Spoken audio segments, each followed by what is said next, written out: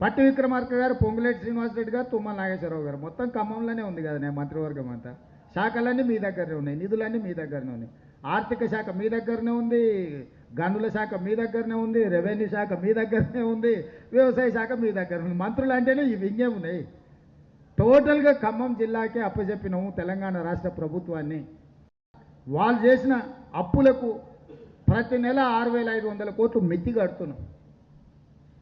ఈ 8 నెలల మేము 42,000 కోట్ల అప్పు తెస్తే మేము 50,000 కోట్లు వాళ్ళు తెచ్చిన అప్పు కట్టినాం.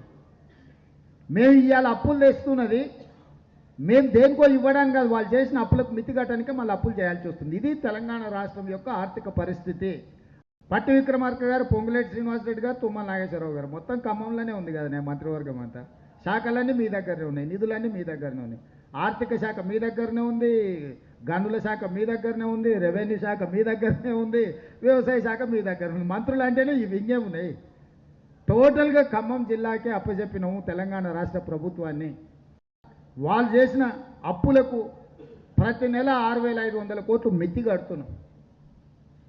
ఈ 8 నెలల మేము 42,000 కోట్ల అప్పు తెస్తే మేము 50,000 కోట్లు వాళ్ళు తెచ్చిన అప్పు కట్టినాం.